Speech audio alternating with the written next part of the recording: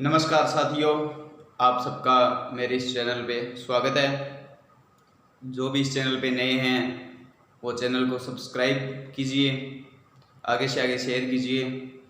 जैसा कि अपना टॉपिक चल रहा था प्रॉफिट एंड लॉस, लाभ अथवा हानि, तो अपने लेवल नंबर 4 तक पिछले वीडियो में बात करनी थी। आज अपने बात करेंगे लेवल नंबर 5 पे। जिन्होंने अभी तक वो वीडियो नहीं देखी है वो मेरे इस चैनल पे जाके ये वीडियो देख सकते हैं।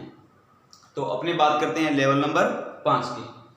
तो लेवल नंबर 5 में किस प्रकार के क्वेश्चन आते हैं, थोड़ा ध्यान से देखिए इसको।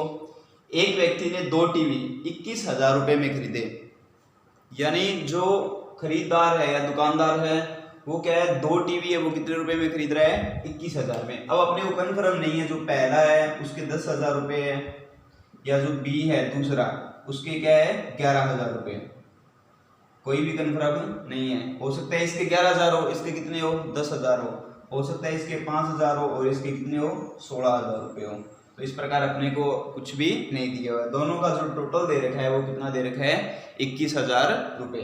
तो अपने इसमें क्या लिख सकते हैं, जो अपनी फर्स्ट लाइन दे रखी है कि जो a प्लस बी है उसकी वैल्यू है वो कितनी दे रखी है 21,000 रुपये। देखो a यहाँ पे क्या है, जो पहला टीवी है उसका क्रय मूल्य है और जो बी है वो क्या है दूसरा टीवी है उसका क्रय मूल्य है। और दोनों का जो टोटल अपने को क्रय मूल्य दे रखा है वो कितना दे रखा है 21,000 रुपये। पहले को 20% लाभ व दूसरे को 10% हानि पर बेच दिया जाता है। तो जो फर्स्ट है ए, इसको तो क्या है 20% लाभ पे, ठीक है, लाभ के लिए अपने क्या ऊपर की ओर तीर लगा देते हैं। और जो बी है उसको 10% हानि पे, और हानि के लिए अपने तीर कहां लगा देते हैं नीचे की ओर, ठीक है। यदि दोनों टीवी का विक्रय मूल्य समान हो, देखो ये इसमें विशेष लाइन है कि जो दोनों टीवी है उसका जो विक्रय मूल्य है वो क्या है अपने को समान दे रखा है। तो पहले टीवी का है वो क्रय मूल्य ज्ञात कीजिए। अब देखो इसने बोला है विक्रय मूल्य समान है, तो अपने को पता होना चाहिए कि इनका विक्रय मूल्य क्या है, वही अपने को क्या करना है ज्ञात करना है। तो इसमें कोई फॉर्मूला वगैरह इस प्रकार आपको इसके अंदर डीप जाने की आवश्यकता नहीं है। सिर्फ आपको विशेष बात यही दे रखी है कि जो इसका विक्रय मूल्य है वो क्या दे रखा है समान। तो विक्रय मूल्य ज्ञात करने के लिए अपने उससे पहले एक छोटी सी बात करते हैं। इस कॉन्सेप्ट को अगर आप समझ लेंगे तो ये जो क्वेश्चन है इसमें आप लोगों को कोई भी दिक्कत है वो नहीं होने वाली। जैसे मान लो कोई भी वस्तु है उसका क्रय मूल्य क्या है 500 रुपये, मैंने बोल दिया इसके ऊपर लाभ हो रहा है वो कितना हो रहा है 20%। ये बात मैं पहले भी कर चुका हूं। तो क्रय मूल्य 500 रुपये है और जो लाभ हो रहा है वो कितना हो रहा है 20%।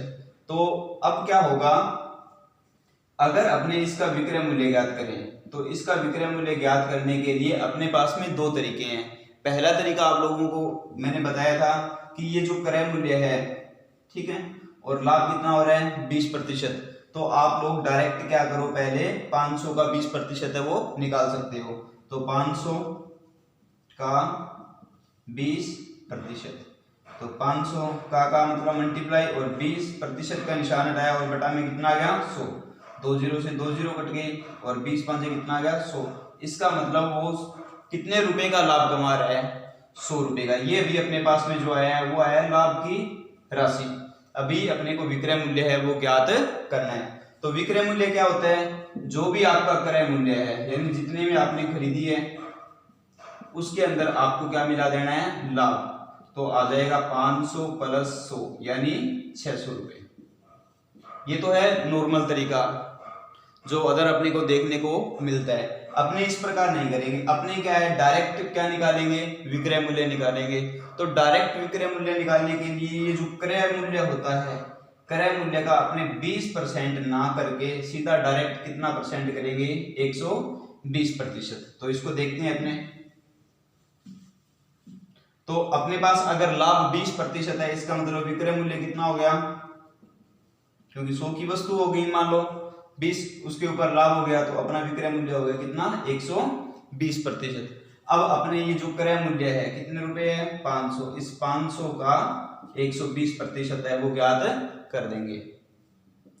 तो 500 का मतलब मल्टीप्लाई 120 और बटा में क्या लगा देंगे अपने 100 लगा देंगे, 2 जीरो से 2 जीरो कट जाएगा, 12 पंजे 60 और अपने पास में कितने रुपए आ जाएंगे 600 रुपए आ जाएंगे। तो ये जो था डायरेक्ट मेथड, इसी को अपने क्या करेंगे अपनाएंगे। तो अब अपने आते हैं क्वेश्चन पे। अच्छा ये देखो 20% क्या हो रहा है अपने को लाभ। अगर 20% का लाभ है तो मैं इधर लिख देता हूं विक्रय मूल्य। तो इसका जो विक्रय मूल्य है वो तो अपने पास में कितना हो जाएगा 120%। दूसरी वस्तु है उसके ऊपर 10% की क्या हो रही है हानि, इसका मतलब 10% की हानि है, तो इसका जो विक्रय मूल्य है वो कितने प्रतिशत रहा है अपने पास में 90%। अब देखो अपने को क्या करना है, जो कॉन्सेप्ट दे रखा है कि इसका जो एसपी है वो क्या दे रखा है अपने को समान दे रखा है, और एसपी समान हो तो कैसे करते हैं अपने, एक का 120% बराबर होगा बी का 90%। यही अपना क्या है कॉन्सेप्ट है इसमें, कि जो ए है, ए क्या था अपने पास में पहली वस्तु या जो पहला टीवी है उसका क्रय मूल्य है, तो पहली वस्तु के जो क्रय मूल्य है उसका अपने कितना निकाल देंगे 120%, तो अपने पास में विक्रय मूल्य प्राप्त हो जाएगा किसका पहले टीवी का। और अगर बी का अपने 90% निकाल दें तो अपने पास में दूसरी जो वस्तु है उसका विक्रय मूल्य अपने को प्राप्त हो जाएगा, और दोनों इसमें बोले हैं समान है इसलिए अपने दोनों को बराबर रख दिया।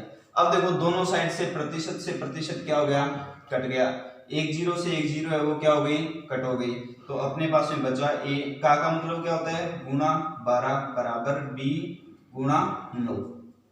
ठीक है, अब देखो ए बटा में मैंने ये जो बी था इसके बटा में मैं ले आता हूं, तो ए के बटा में कितना आ गया अपने पास में बी, इधर जो पड़ा है वो कितना पड़ा है 9, ये जो 12 था वो यहां से उधर चला जाएगा तो बटा में कितना आ जाएगा 12। बाकी आप लोगों को इतना सोचने की आवश्यकता नहीं है, जो ए की वैल्यू होगी वो बी के साथ वाली होगी और जो बी की वैल्यू होगी वो ए के साथ वाली होगी, आपको इतना रखना है। तो ए की वैल्यू 9 और बी की वैल्यू है वो कितनी हो जाएगी 12, और दोनों अभी भी कट रहे हैं किसके पाड़े से 3 के पाड़े से, तो 3 दिया 9 और 3 चौके कितना हो गया 12। तो अपने हिसाब से ए क्या था पहले टीवी का क्रय मूल्य और बी क्या था दूसरे टीवी का क्रय मूल्य, तो अपने पास में ए और बी की वैल्यू है वो आ गई 3 और 4। ठीक है, अब देखो अपने अकॉर्डिंग ए और बी है, इन दोनों का जो योग है टोटल है वो कितना होगा 7। पर्सन के जो अनुसार है वो दोनों का टोटल दे रखा है वो कितना दे रखा है 21,000, और अपने अकॉर्डिंग दोनों का टोटल दे रखा है वो कितना दे रखा है 7। तो मैंने वैल्यू सिस्टम में आप लोगों को यही फॉर्मूला बताया था कि वैल्यू सिस्टम क्या कहता है कि आपको रियल वैल्यू ऊपर रखनी है जो क्वेश्चन में दे रखी हो, तो रियल वैल्यू तो अपने पास में कितनी है 21,000, और अपनी जो इमेजिनरी वैल्यू आई है, अब देखो इसने दोनों का टोटल लिया है तो अपने को भी दोनों का क्या लेना पड़ेगा टोटल ही लेना पड़ेगा, बटा में कितना आ जाएगा 7, और मल्टीप्लाई में वो चीज जो अपने को ज्ञात करनी है, ज्ञात करना है पहले टीवी का क्रय मूल्य, और अपने हिसाब से ये जो पहला टीवी ए है इसका क्रय मूल्य कितना है 3, तो अपने मल्टीप्लाई में कितना रख देंगे 3, तो 7 दिया 21, ये आ गया 3,000 और इंटू में 3, तो अपने पास में जो आंसर आएगा वो कितना आ जाएगा 9,000 रुपए। तो ये आया है अपने पास में पहले टीवी का क्रय मूल्य। देखो कितना सिंपल लॉजिक है, अगर दूसरे टीवी का क्रय मूल्य ज्ञात करना होता तो अपने अकॉर्डिंग जो दूसरा टीवी है उसका क्रय मूल्य कितना था 4, तो अपने यहाँ पे मल्टीप्लाई में कितना रख देते 4, तो अपने पास में जो दूसरा टीवी है उसका भी क्रय मूल्य आ जाता। अगर अपने को इसी क्वेश्चन में बोलता कि पहले टीवी का क्या ज्ञात करना है आपको विक्रय मूल्य, तो देखो पहले टीवी का क्रय मूल्य कितना है 9,000, अब 9,000 का अपने विक्रय मूल्य ज्ञात करने के लिए डायरेक्ट कितना परसेंट निकाल देंगे 120%, तो उस हिसाब से अपने जो पहला टीवी है उसका विक्रय मूल्य भी ज्ञात कर सकते हैं। बस ध्यान रखना इस लेवल नंबर 5 में आपको विशेष बात यही दे रखी होगी कि विक्रय मूल्य है वो क्या दे रखा है समान दे रखा है, तो अपने कॉन्सेप्ट से दोनों का विक्रय मूल्य बराबर रख लेंगे और इनका अपने अनुपात ज्ञात करके और इस प्रकार वैल्यू सिस्टम से इसको सोल्व कर लेंगे। तो आप लोग अगर इसका स्क्रीनशॉट लेना है तो स्क्रीनशॉट है वो ले लीजिए।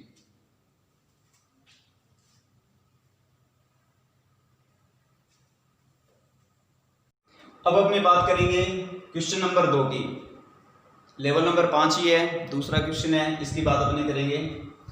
एक व्यक्ति ने एक टीवी और एक एसी, अब दोनों वस्तुओं का इसने अलग अलग दे दिया, दोनों क्या है इसने 24,000 रुपए में खरीदे। वही है कि दोनों का जो टोटल क्रय मूल्य है वो कितना है 24,000।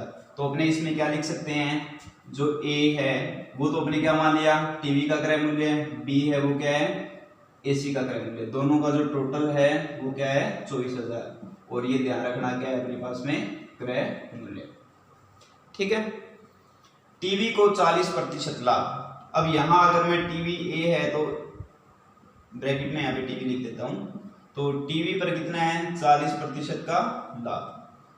अब अगर 40% का लाभ है तो इसका जो एसपी हो जाएगा यानी विक्रय मूल्य हो जाएगा वो कितना हो जाएगा अपने पास में 140%।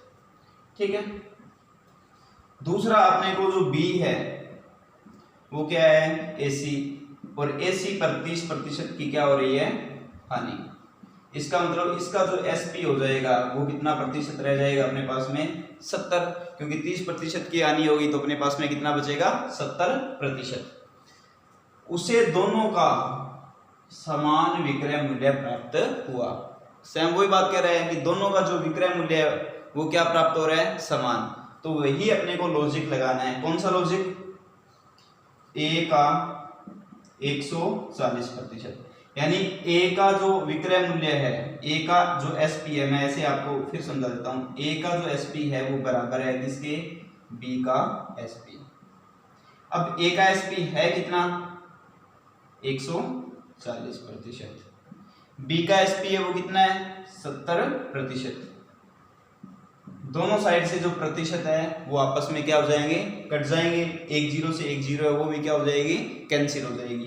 तो अपने पास में बचेगा ए का मतलब गुणा 14 बराबर बी गुणा 7।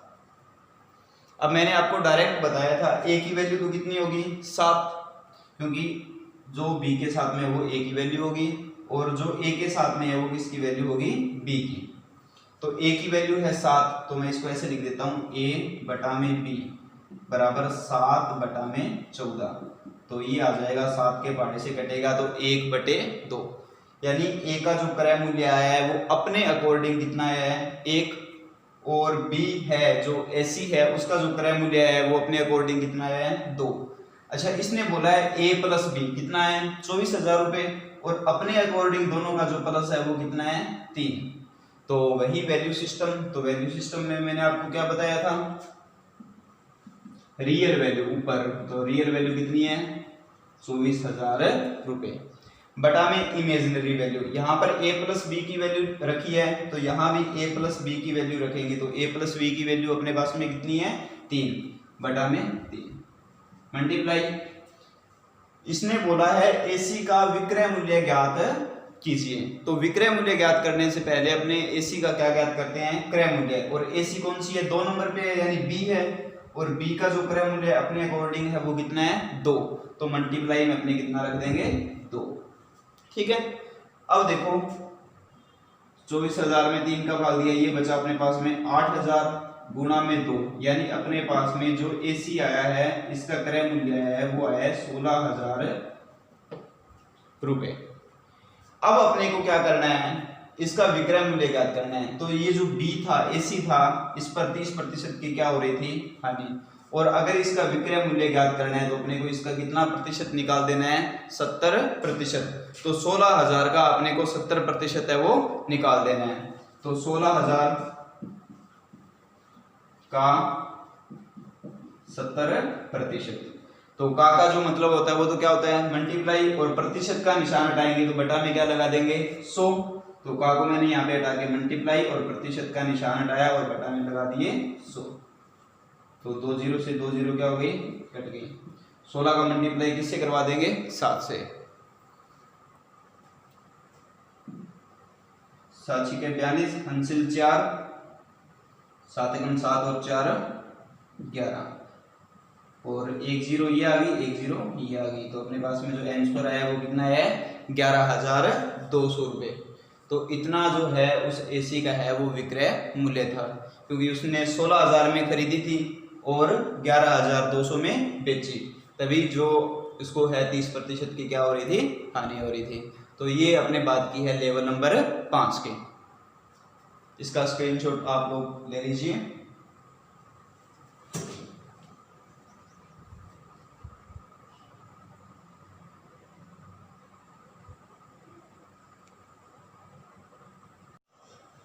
इसके बाद अपने बात करते हैं लेवल नंबर 6 की, कि लेवल नंबर 6 है उसमें किस प्रकार के क्वेश्चन आते हैं। बिल्कुल आसान है, थोड़ा ध्यान से देखिए, परंतु इस लेवल में आप लोगों को थोड़ा सा ध्यान रखना होगा। इसके जैसा ही एक लेवल और आएगा इसके बाद में, दोनों में कंफ्यूज होता है, तो आप लोगों को कंफ्यूज नहीं होना है, आपको कॉन्सेप्ट है वो समझना है, फिर आप लोगों के लिए बिल्कुल इजी क्वेश्चन बन जाएगा।